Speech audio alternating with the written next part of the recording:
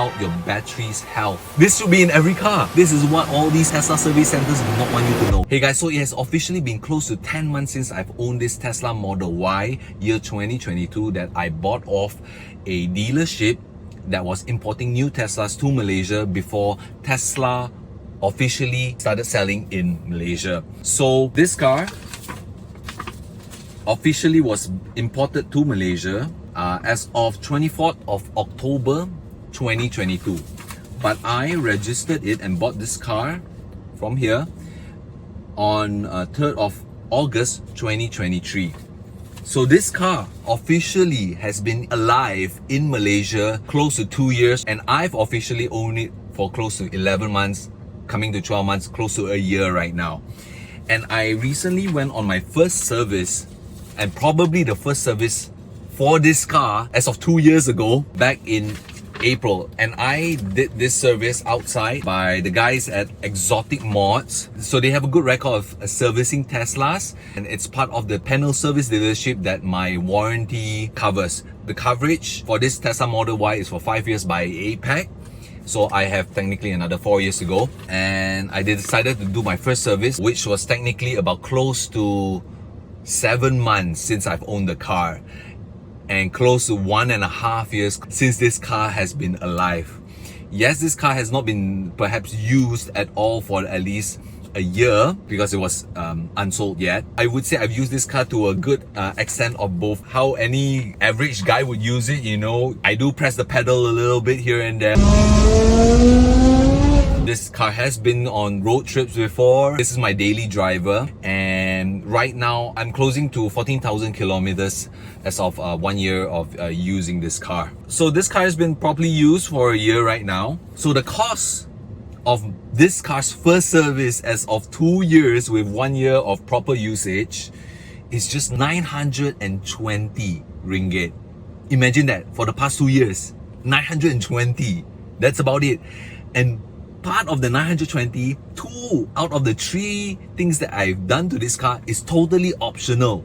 First is the actual service, which costs 350. Obviously that you can't run away from that, which is super affordable. That's like average car's normal service. The second item is the 4-wheel alignment and balancing, 270 ringgit.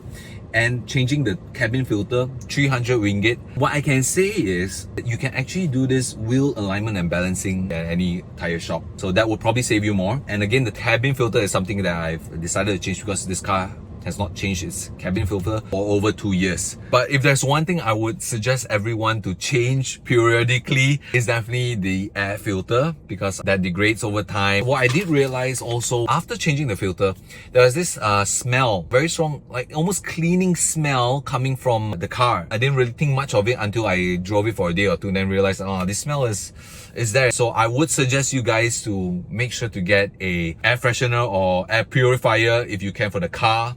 I particularly use this very, very slim version of a air purifier or air freshener in the car by Jowua. It's a little tube that you just place right above your air vents in the car like that. It's super stable. Like, I've went up hills with it and stuff like that. It didn't fall off, it didn't shake. It's almost unnoticeable. And you can actually change out the scent because there is this sponge right in the middle here. So that's something that you guys might want to consider. Make sure you get a air freshener stocked up every time you change a air filter. Now, that's probably something, again, you do not necessarily need to pay the all 300 because you can actually change your own filter yourself. There are YouTube videos out there that teaches you how to change your cabin filter. Although it takes a little bit more effort than what, you know, usually other cars have, where you just pull something out and then you just switch it out. This one requires you to kind of really pry the sides out and then unscrew stuff before you can get to the actual filter, which at that point in time I didn't want the trouble of going through all of that. So I thought, you know what, I'm just gonna pay this filter one-off and let them properly service this car, since this car has not been serviced for over 2 years. And so far, there has been no issues with this car. There's almost nothing to change. Here's the interesting part. Service centers are not going to like what I'm going to tell you guys, because after knowing this, you probably don't ever need to go to a service center for at least a year. There's no timing belt, there's no oil change necessary, there's nothing to fix. There's nothing to service. My guess right now is that this annual service of 350 is something that we as owners can actually check ourselves. I might be wrong. There might be other things that the service center does to check our vehicle. And here is what I mean by that. So first thing you're going to do is you're going to go into your Tesla settings, and you are going to click software, and then you're going to hold down this text for a few seconds. The access code to it is called service, and it's going to give you a warning that you're going into service mode, and then you're going to click enter.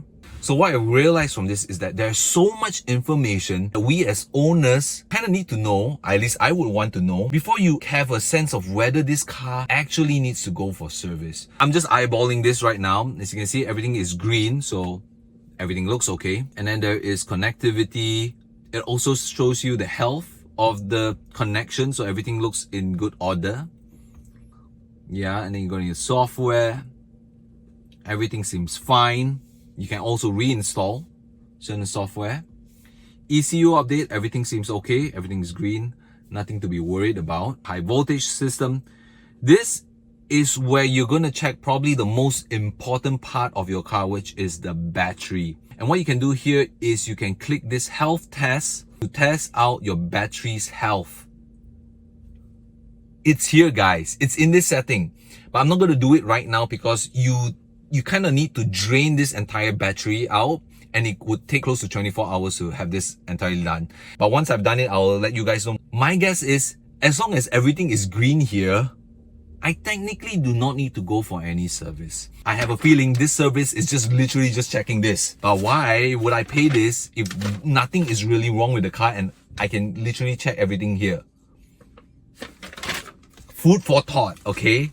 But I am going to test it out where I'm probably not going to go for service again for maybe another year, as long as I periodically check this to see that everything works well. I'm going to test it out, okay? And I'll let you guys know. Other than that, you can see that everything works well. Yeah, battery, it's fine. All the details that you need to know about your car is here for you on display as the owner of this car. Paired, you can see what is paired. Everything looks good. Yeah, look, everything looks good, healthy. I don't see anything wrong. Look, it's here, guys. Coolant not ready for fill or drain. Refrigerant not ready to fill. Guys, why do I need to go to a service center to get this checked when it's already there on status? And I got a feeling this is what all these Tesla service centers do not want you to know, that you actually can check it yourself. This is living in 2024. This should be in every car. And I think it's a little bit different for my situation because I do not actually need to go back to official Tesla service centers to get it checked because I'm on my own. But I can see this in the future where even if I've owned this past warranty, or that even after 5 years, as long as I get this checked and do this method, I think I'm pretty safe. I think. Look, everything looks fine with graphics. Guys, this is amazing. But of course, to be fair, maybe this stuff only the Tesla experts would know, or can kind of sense when something is going to go wrong. I understand that. But I also believe that these sensors will also tell you by the time something does start to fail. Because from the looks of it, if everything's green and looking fine, why am I actually going to a service center who's probably going to do the same thing? Probably, I don't know, right? Then yeah, you also all of this checking airbags. Look, it's all here, guys. And once that's done, you just kind of just exit, and there you go, back to normal. So this has just made me question everything. I would like to hear everyone's opinion on this, whether this is right or wrong, but I think this is definitely a point for discussion. It just feels like the future. It feels like the future where the car checks itself and tells me whether I need to go for a service or not. Do check it out because I think it's super interesting. Also, please feel free to like, subscribe on this channel. It will help me tremendously, and I'll see you guys in the comment section. Let me know what you think. See you guys soon. Ciao.